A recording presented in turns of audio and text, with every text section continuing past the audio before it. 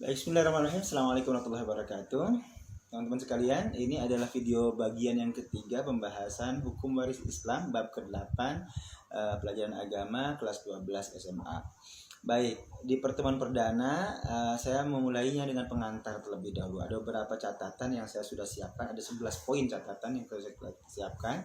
Sudah saya uraikan, begitu nanti akan kita ulas. Yang kedua, kita sudah mulai secara teknis bisa belajar membagi hukum membagi waris ya, baik itu secara teoritis semuanya sama maupun keluarga kita masing-masing sudah dua.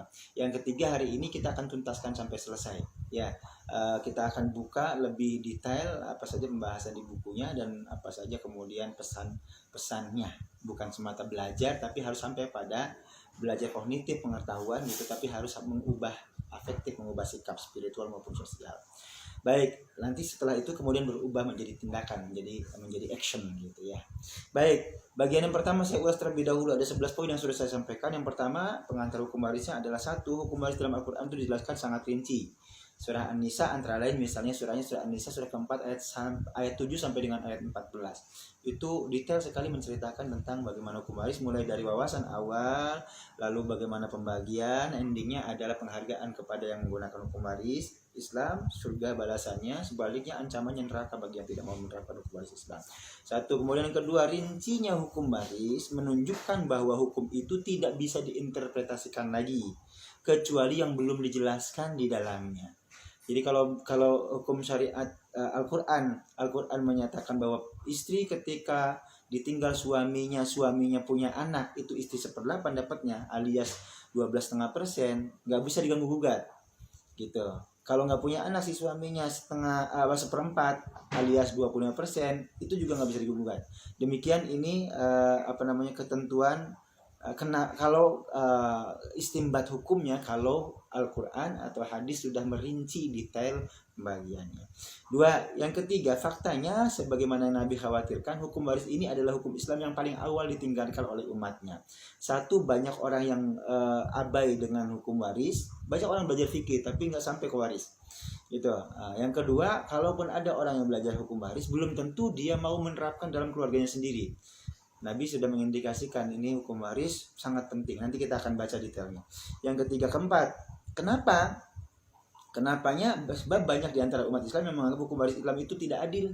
Kenapa umat Islam sendiri nggak mau menggunakan hukum waris? Sebab menganggap hukum waris Islam itu tidak adil. Pak, kan sama-sama anaknya, masa laki-laki dapat 2 bagian, lebih banyak daripada perempuan cuma 1 bagian? Nggak adil loh hukum Islam. Sama rasa dong. Nah, itu akibatnya kemudian banyak orang Islam sendiri yang meninggalkan hukum waris. Yang berikut, yang kelima, karena menganggap tidak adil, mereka kemudian banyak yang memilih untuk menyelesaikan hukum waris secara adat atau menggunakan hukum perdata. Di Indonesia ini masih dimungkinkan penyelesaian hukum waris dengan adat atau menggunakan kitab undang-undang hukum perdata peninggalan Belanda yang masih berlaku sampai sekarang gitu ya. Kalau pakai adat bagaimana? Kalau pakai adat, umumnya adat di Indonesia laki-laki dan perempuan sama-sama anaknya, sama bagiannya gitu.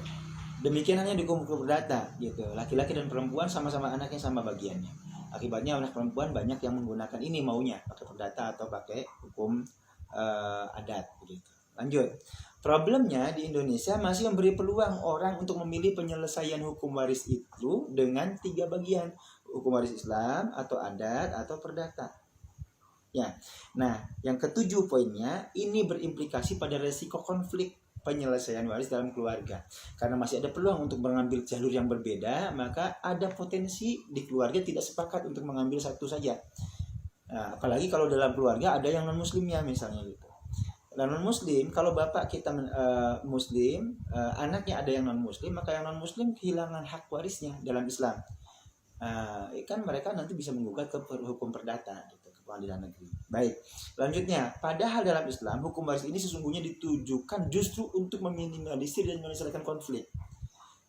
Karena di Indonesia masih memungkinkan ada 3 penyelesaian warisan gitu, maka peluangnya bisa konflik. Yang satu pengen pengadilan agama, satu lagi pengen pengadilan negeri. Padahal sebenarnya hukum waris Islam itu ditujukan untuk menyelesaikan konflik, untuk meminimalisir konflik. Ini problemnya. Lanjut. Ketika konflik terjadi, catatan yang sudah saya sampaikan. Ketika konflik terjadi, nomor poin 9-nya, sesungguhnya semua pihak rugi. Kalau hukum waris tidak selesai secara kekeluargaan, lalu diajukan ke pengadilan, semua pihak rugi. Ruginya apa? Tidak ada yang menang. Sebab apa? Satu, keharmonisan hubungan keluarga pecah. Pasti itu. Yang kedua, gugatan dan sidang-sidang penyelesaian konflik membutuhkan biaya yang sangat besar. Loh, hati-hati. Biaya resmi maupun yang tidak resmi. Yang ketiga, sering terjadi konfliknya belum selesai, warisan yang ditinggalkan sudah selesai duluan. Harta yang diperebutkan habis duluan untuk biaya-biaya. Ini yang dihindari. Oke, 9. 10. Di mana letak keadilan hukum waris Islam itu, Pak? Pertanyaannya, di mana letak hukum waris Islam itu adil? Catat, adil itu tidak sama rata sama rasa. Adil itu adalah proporsional. Oke, konkret analoginya, uang jajan kamu yang kelas 3 SMA, kelas 12 tentu tidak sama dengan adikmu yang kelas 3 SD. Kalau orang tuamu menyamakan uang jajan kamu anak kelas 3 SMA dengan adikmu yang kelas 3 SD, justru itu tidak adil. Kalau begitu maka adil itu jangan salah persepsi, bukan sama rata sama rasa. Baik. Yang terakhir catatan saya adalah nomor 11, pesannya satu, hendaknya semua pihak sadar bahwa hukum waris Islam itu solusi bagi umat Islam. Satu. Yang kedua, semua pihak berkomitmen untuk menyelesaikan hukum waris secara Islam. Dua. Yang ketiga, sehingga pembagian waris dapat dilaksanakan dengan baik, tidak terjadi konflik. Itu bagian pertama sebagai prolog, sebagai pengantar tentang hukum waris Islam bab yang ke-8. Yang bagian yang kedua yang sudah disampaikan adalah saya sudah sampaikan kepada kalian, saya ajarkan kepada kalian bagaimana cara sederhana untuk membagi waris itu dalam Islam, gitu ya. Dengan cara yang paling sederhana menggunakan gerakan tangan. Dua tangan kita ini simbol, tangan kanan laki-laki, tangan kiri perempuan. Kalau ke atas orang tua, laki-laki berarti bapak, perempuan berarti ibu. Kalau ke bawah berarti anak, laki-laki kanan, perempuan kiri, gitu ya. Lalu samping mana tuh? Samping kiri, samping kanan, samping kiri, samping kanan. Samping kanan ini bisa suami atau istri tergantung siapa yang meninggal. Kalau yang meninggal suami berarti yang tersisa istri. Kalau istri yang meninggal berarti suami. Lalu yang terakhir adalah kakak dan adik samping kiri. Kakak dan adik ini bisa dapat bisa enggak. Kalau kalau orang tua, anak dan suami istri tidak saling menghalangi, kalau kakak adik ini bisa terhalangi gara-gara ada pihak laki-laki di atas maupun di bawah. Oke. Ini yang sudah saya jelaskan kemarin, detail sekali bagaimana cara pembagian. Nah sekarang dengan waktu yang sangat singkat saya akan tuntaskan semua mata pelajaran kita sampai dengan akhir bab di bab yang ke-8 ini. Baik teman-teman, bismillahirrahmanirrahim. Berikutnya adalah ini dia hukum waris Islam yang lanjutannya ya, bagian yang ketiga terakhir. Langsung selesai. Satu, dasar hukum warisnya di mana adanya? Satu, Al-Qur'an tentu. Surah An-Nisa surah 7 surah keempat ayat 7 sampai 14 itu sudah sangat lengkap. Tapi di banyak tempat di banyak ayat juga lebih detail surat tentang waris ini ada penjelasannya ya di banyak tempat yang lain, bukan hanya An-Nisa. Oke, lanjutannya kemudian close teman-teman. Oke, baik lagi. Lalu yang berikutnya adalah setelah Al-Qur'an tentu hadis. Hadisnya mana? Hadisnya adalah banyak hadisnya teman-teman.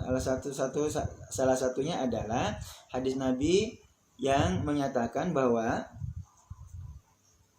ini dari Ibnu Mas'ud, riwayatnya Imam Ahmad bin Hanbal.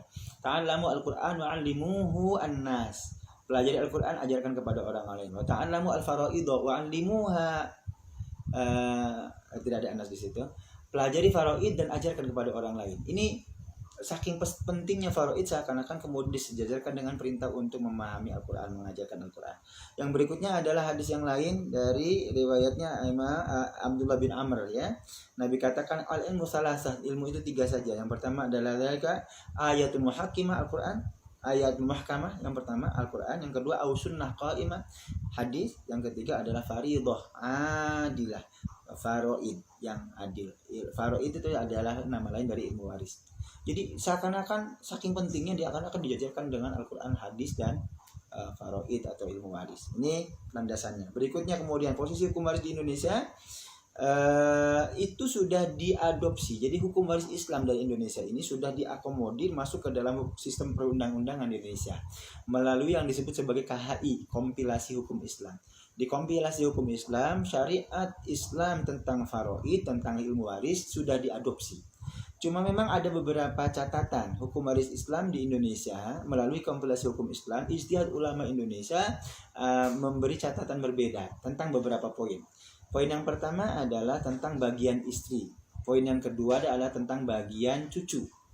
Oke, yang dua ini yang saya belum jelaskan di pertemuan sebelumnya. Teman-teman, kita tahu bahwa di pelajaran sebelumnya di pertemuan kedua kita tahu bahwa istri itu hanya mendapatkan 1/8 dari suaminya saat suaminya meninggal kalau si suami punya anak. 1/8 itu cuma 12,5%. Lalu istri protes, Pak, saya dari awal hidup bersama dengan suami saya mulai dari nol, dari nggak punya apa-apa sampai sudah punya segalanya saat ini. Masa begitu suami saya meninggal saya cuma dapat 12,5%. Padahal saya yang kerja, Pak. Bersama dengan suami saya membangun rumah tangga, membangun ekonomi dan seterusnya. Kok saya dapat 12,5%? Oke, baik teman-teman. Ini yang harus diluruskan. Kompilasi hukum Islam menyatakan bahwa sebelum dibagi warisannya harus terlebih dahulu didefinisikan mana hartanya mayit, mana hartanya yang meninggal. Konkret, kalau saya meninggal, harta yang saya tinggalkan bukan semua harta yang ada, tapi adalah harta yang milik saya. Yang milik saya itu apa? Ada 2 poinnya. Yang pertama, yang milik saya itu adalah warisan dari orang tua saya. Saya punya warisan dari bapak, dari ibu, itu hak milik saya, bukan hak milik istri. Oke, 1. Yang kedua adalah harta bersama.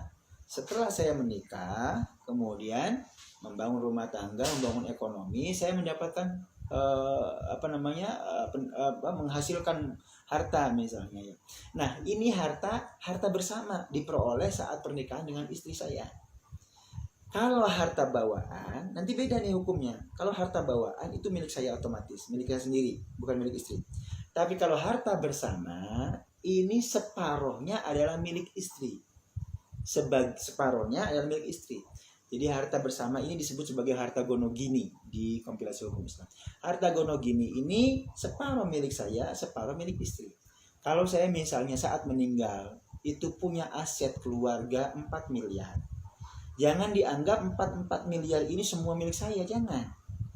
4 miliar ini 2 miliar milik saya, 2 miliar milik istri. Dibelah 2 dulu. Oke. Milik saya 2 miliar ambil, milik istri 2 miliar ambil.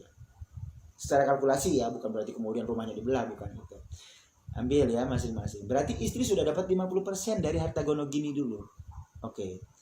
Yang tidak boleh dibagi 2 adalah harta warisan dari orang tua saya. Karena itu harta milik saya, bukan harta gonogini. Paham teman-teman?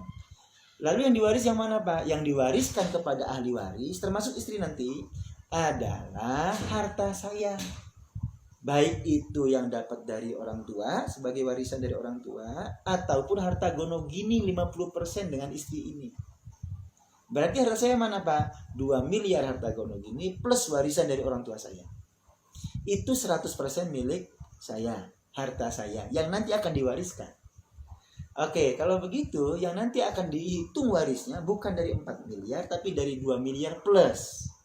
Oke, anggaplah saya nggak punya warisan. Berarti harta saya yang 2 miliar bukan 4 miliar. Paham ya? Yang 2 miliar ini nanti akan dibagi lagi kepada ahli waris termasuk istri saya. Dari 2 miliar ini istri saya mendapatkan 12,5% alias 1/8. 1/8 alias 12,5%. Oke.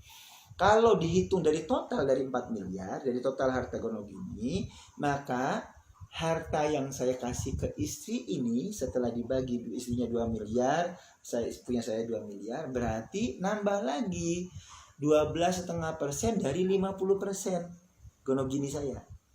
Itu sama dengan 12,5 kali 50 itu sama dengan 6,25%. 6/4%. Jadi istri saya mendapatkan lagi harta sebanyak 2 miliar kali 12,5% atau 6,25%, 6,25% dari 4 miliar awal. Sama aja kan hitungannya, gitu ya.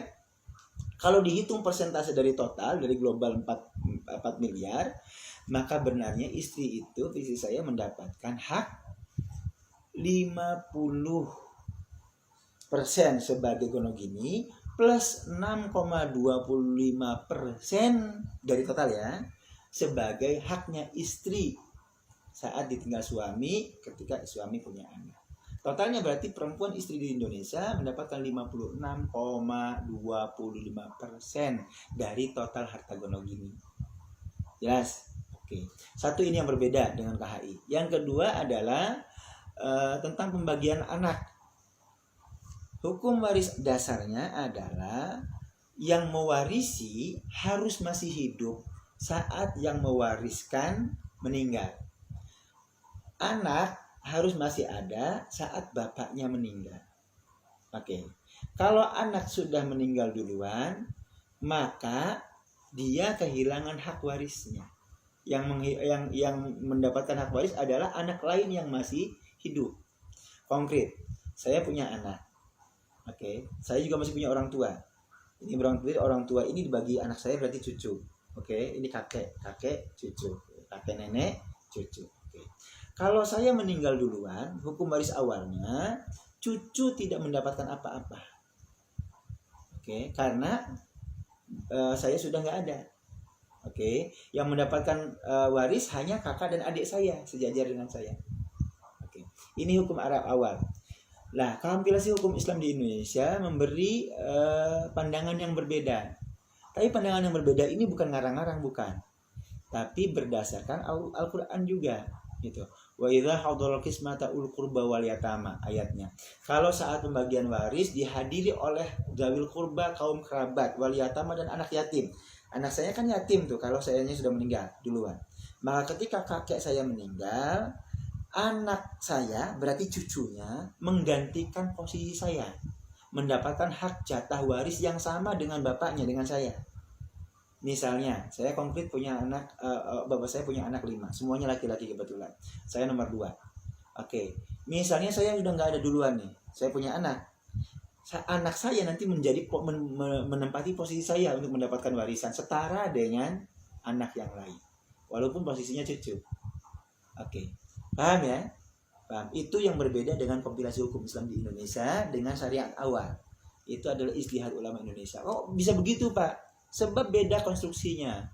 Kalau dulu kalau di Arab, perempuan itu nggak ngapa-ngapain. Ini dalam konteks pembagian waris untuk kaum perempuan. Di Arab, kenapa kok hanya dapat di 1/8 alias 12,5%? Karena orang Arab, perempuan Arab itu nggak ngapa-ngapain, kerjaannya hanya melayani suaminya saja. Oke, saat dibutuhkan oleh suaminya siap, itu saja. Ada pun ngurusin rumah, ngurusin anak, nganter, cuci piring, gosok, setrika, segala macam, itu tanggung jawabnya suami. Kalau suaminya mampu, maka semuanya harus dibayar oleh suami. Dia cari pembantu hanya untuk ngurusin rumah, cari pembantu lagi untuk ngurusin anak, cari pembantu lagi untuk ngurusin dapur, makanan, cari pembantu lagi untuk jadi supir, cari pembantu lagi untuk semua tanggung jawabnya suami. Termasuk belanja, itu tanggung jawabnya suami. Nah, kalau karena si perempuan di Arab itu hanya tidak bekerja, dalam tanda kutip ya, tidak sama-sama bekerja, maka haknya cuma 1/8 alias 12,5%. Di Indonesia berbeda. Perempuan istri di Indonesia itu luar biasa kerjanya. Semua tugas suami tadi, tanggung jawab suami tadi diambil alih oleh perempuan, berbagi. Biar suaminya bisa fokus cari nafkah. Maka kemudian dapur istri, kasur, sumur, segala macam istri, anak-anak istri, gosok segala macam, bersih-bersih istri, semua tanggung jawab suami diambil alih oleh istri. Berarti istri ini bekerja untuk suaminya. Karena bekerja untuk suaminya, maka sebelum dibagi waris, harta gonogininya 50% milik istri dulu dipisahkan. Baru kemudian dibagi warisnya. Itu konstruksi hukumnya kenapa berbeda antara syariat awal dengan kompilasi hukum Islam. Baik, sementara sampai sekian teman-teman, mungkin nggak cukup videonya. Nanti kita sambung dengan video berikutnya, akan saya cepat membaca sampai dengan tuntas. Terima kasih. Assalamualaikum warahmatullahi wabarakatuh.